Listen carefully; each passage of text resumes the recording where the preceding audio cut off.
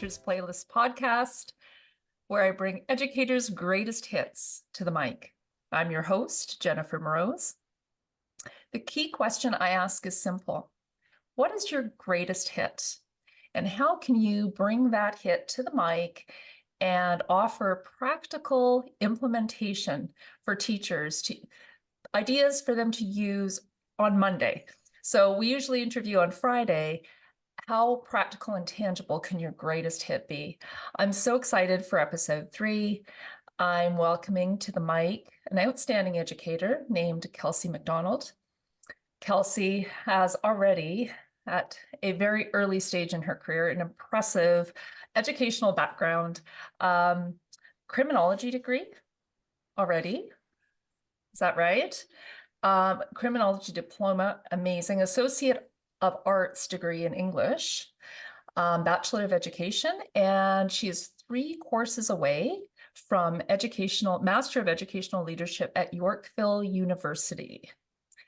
So lots of learning and sort of pushing yourself in that regard. The way I know Kelsey is through the initiatives through the Indigenous Ed Department that benefited countless students in School District 57, Prince George. Kelsey, could you tell us a little bit about your educational journey? Where did it begin? Yes, thank you so much for having me here today. I feel honored. So a little bit about my educational background, and kind of I call it my path with heart. So I graduated high school, and I felt like I had a greater gift to give our community. Growing up here, I was just so fortunate within the context of Prince George. So I felt like I wanted to start where I felt my most self, and that was at school. So I became an educational assistant at the only Indigenous choice school here in Prince George called Nesdeo, which means House of the Future in Daketh and in English. So that was kind of that, and my journey. I call it my path with heart because a lot of really innovative, creative. My heart just exploded 10 times the size after being an EA there. And I felt really that's where kind of my journey began into the teaching profession. So yeah, just was honored with all the teachings there and being able to start that career there. Oh, and that's amazing. So from EA at NASDAO, you entered the teaching profession, clearly. So you've only been in the teaching profession for 2.5 years. Is that Yeah, true? 2 and a half. I'm going well, I graduated the teaching program in 2021, so Okay. I feel like I'm entering my 2 and a half, 3 years. But after that, after kind of my educational journey at NASDAO, that's where I kind of decided to go on for my teaching degree. And I did that. And then I got a job with the Indigenous Education Department for the last 2.5 years. And my title was Indigenous Lead Land-Based Resource Teacher, kindergarten to grade 12. So I got a really good understanding of place and community within that job, and the kind of roles and responsibility were bringing in land-based educational practices to the curriculum and learning how to be creative with the curriculum and how to adapt to people, place, and land. So that was that. And then now I'm here at Ron Brent. Sort of pushing yourself in that regard. The way I know Kelsey is through the initiatives through the Indigenous Ed Department that benefited countless students in School District 57, Prince George. Kelsey, could you tell us a little bit about your educational journey? Where did it begin? Yes, thank you so much for having me here today. I feel honored. So a little bit about my educational background and kind of I call it my path with heart. So I graduated high school, and I felt like I had a greater gift to give our community. Growing up here, I was just so fortunate within the context of Prince George. So I felt like I wanted to start where I felt my most self, and that was at school. So I became an educational assistant at the only Indigenous choice school here in Prince George called Nesdeo, which means House of the Future in Daketh and in English. So that was kind of that. And my journey, I call it my path with heart, because a lot of really innovative, creative, my heart just exploded 10 times the size after being an EA there. And I felt really that's where kind of my journey began into the teaching profession. So yeah, just was honored with all the teachings there, and being able to start that career there. Oh, and that's amazing. So from EA at NASDAO, you entered the teaching profession, clearly. So you've only been in the teaching profession for 2.5 years. Is that Yeah, true? 2 and a half. I'm going well, I graduated the teaching program in 2021, so Okay. I feel like I'm entering my third, my kind of my 2 and a half, 3 years. But after that, after kind of my educational journey at, NASDAO, that's where I kind of, decided to go on for my teaching degree, and, I did that, and then I, got a job, with the Indigenous Education Department for the last 2 and a half years, and my title was Indigenous Lead Land-Based Resource Teacher, kindergarten to grade 12. So I got a really good understanding of place and community within that job, and the kind of roles and responsibility were bringing in land-based educational practices to the curriculum, and learning how to be creative with the curriculum and how to adapt to people, place, and land. So that was that. And then now I'm here at Ron Brent.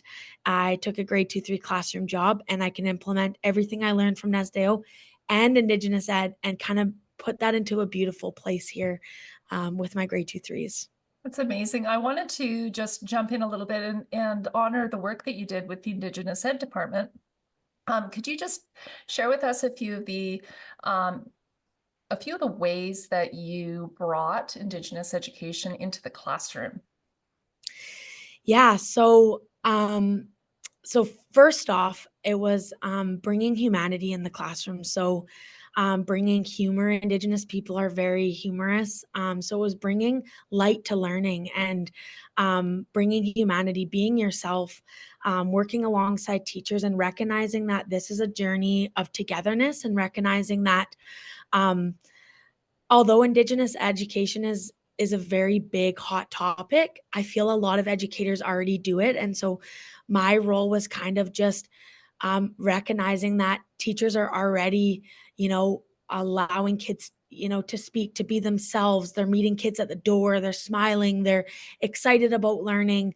And it was just, bringing light into just being yourself, as well as a lot of my job was going and working with teachers in their curriculum, and learning and trying to find innovative and creative ways, project-based, community-based, land-based. So for example, the trap line, the ice fishing program, and then really just making innovative product projects within that.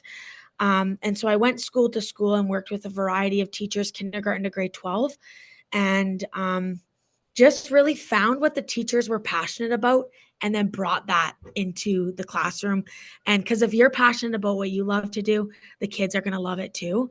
Within that, and Indigenous ways of knowing, like the First Peoples principles of learning, a lot of that had to do with listening to the kids and asking them what they want to learn about, what they want to do, and recognizing that it's really not about you at the front of the room. It's about what do these kids want to learn about, and how do we kind of move through this together. Instead of looking at the curriculum as a checklist, how do we look at these big ideas and these competencies, and how do we bring the students within the learning process? So it was just a mindset. I feel like my whole job was creating a different mindset towards teaching and learning, and what that looks like. And I had a ball in the job. I really did. I Well, loved it. we loved you. You had nothing but glowing reviews, and I think it probably, obviously it's your skill and your craft, but it's also the way that you approach people in general, and teachers, they felt valued. And you just touched on that when you mentioned that you ask them, what is your passion? And how can we sort of align with that, bring that into the classroom and see if the kids get on board, and or could we find sort of a shared passion in the classroom and use that as a theme for teaching. Totally. these topics. It's amazing. Um, so, and by the way, I might just add that I think that's a really important aspect of any kind of coaching job.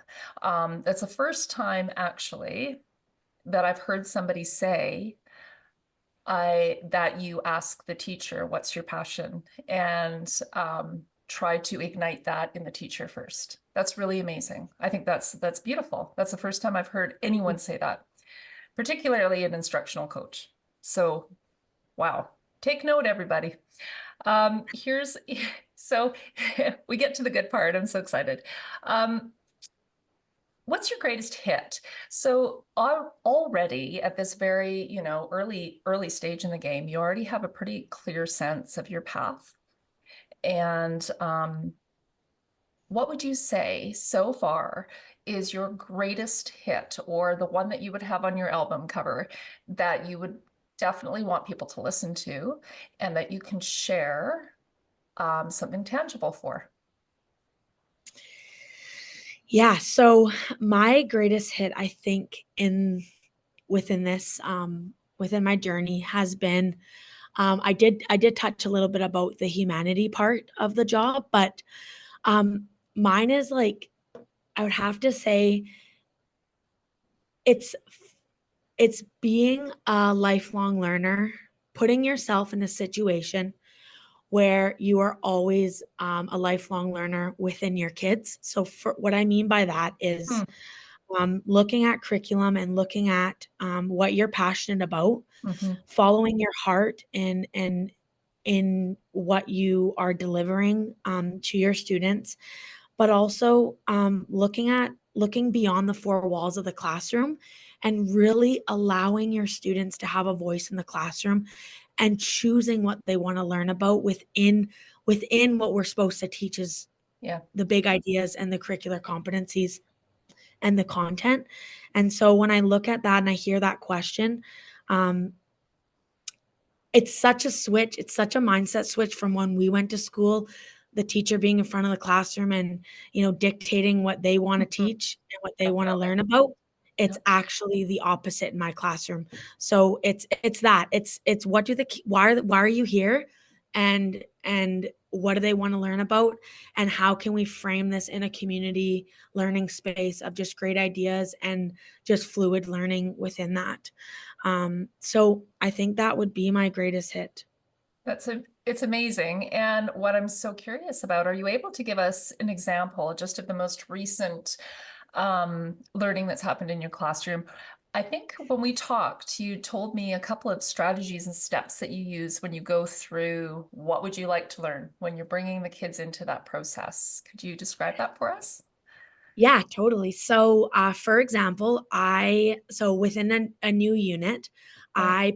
I put the big ideas, and we flood all these ways that we can achieve that. So, like, for example, biodiversity. So we break down Love the it. word. What does Yay. this mean in this curriculum? A lot of the kids are like, and I love this because it's like, why are you doing what you're doing? So when we Yes. see these big ideas, it's like, oh, it's like, what do they want us to learn about? And so we break down that word and I go very, very clear, like, this is what biodiversity means. How are we going to achieve that? So they take their little whiteboards, we brainstorm ideas, and it's like, and how can we achieve this within our place? And so the kids are like, we need to have a buddy tree. We can go out to Clately Tenay. We can do pond studies. We can, dig in the dirt. We can see how trees grow. So there's all these ideas. And then it's actually not about me anymore. It's I have to teach this, but the kids are alongside the process of that. And so kind of relating to what I have to give to you guys today is just the way that this classroom works is it's so dynamic and so complex. And we a lot of what we do is togetherness. So I just say, hey, this is kind of what I have to teach. How are we going to get there? And what are you guys interested in? We do that. And then we run through, we co-create curriculum, we co-create projects, we co-create assessment rubrics, we co-create what this looks like. And within what I'm going to share with you guys today is a report card. So My kids, a lot of my kids and we always talk about the creative and critical questions, what that looks like. And so one of my students said, "Why are you giving us a report card when we haven't done one on you? Because you have," and I always model like I have things to work on too.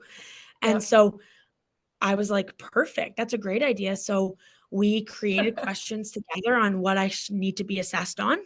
And Oh, wow. on the back of it goes um, what Miss Kelsey needs to work on, Yep. what she's good at, what do you want to learn more about, and what do you love about Miss Kelsey. So the same kind of thing that I Yep. gave in their report card, they were able to give me, and I'm going to use it every term. And what it actually did for me is it gave me such an indicator. One of the questions was, does Miss Kelsey know something special about me?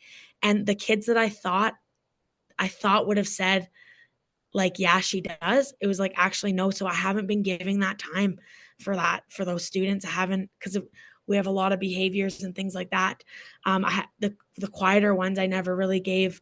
I haven't been really giving much time to. So it's such a great reflective piece about Wow. me too. So that And data is that's powerful data it's super powerful. And that I've you been would using never get otherwise, no, No. no. And the questions are very based on like, Mhm. am I delivering curriculum that is meaningful to them? Yes. Um, am I allowing them voice and choice within our workspace? And so just having that, and I'm going to be doing it every term, and we may change the questions, but it's been such a great hit. And I did it in my class, and now all the teachers at Ron Brent, almost all of them are using it in theirs too. So It's amazing for student feedback, um, for improving teaching. That's amazing. And mhm. instruction. So what would have you ever gotten feedback that you found particularly insightful from any of the students that really stood out to you? Yes. So, it's so funny. I approach everything with humor. So I was like, if I I think that would be ever very important, Kelsey. totally whatever I do, I'm like, whatever's gonna be on my gravestone is Yeah. going to be too much information. So, the kids say to me that I need to be more clear. Um, need to be more clear.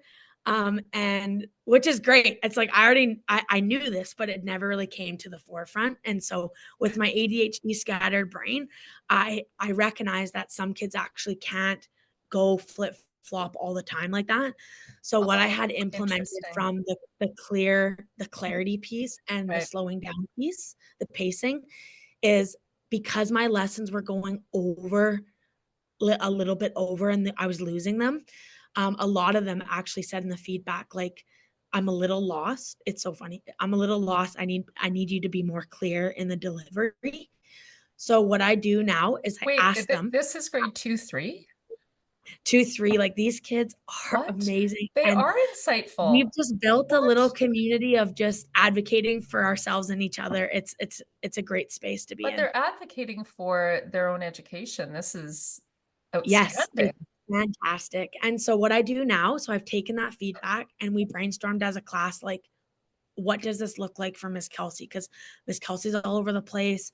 I feel like I have a lot of jobs to do in the day. Mhm. We're dealing with a lot, but how can we help out Miss Kelsey? So Yeah. what we do is I set my timer. I ask them how old they are every day. I'm like, "How old are you?" And they're like 7 and 8. And I'm like, "Great. My math lesson will not go over 8 minutes." So I set the timer for myself. Wow. I pace the lesson, Mhm. and then I allow them flexible seating time, and they get the differentiated instruction of level 1, 2, 3. And it's just been a really fluid system that we've just loved here. And they hold me accountable. I set my timer for 8 minutes, and I just have whatever I have to get done is based on their age. And that's the lesson. And then they get to go do their job for the 15 or whatever. And always in partner work, always in community work And and things like that. have you found a change in productivity then based on reducing the amount of teacher talk time? Have you noticed like an increase in Oh, their a productivity? 100%. Have Like, you? yeah, and I didn't realize I didn't realize that I was going over and I was losing the kids, like, my delivery wasn't clear enough, And they actually made me, and this is, I think, going into this profession, we contribute to the lifelong learning part and that path. Yes.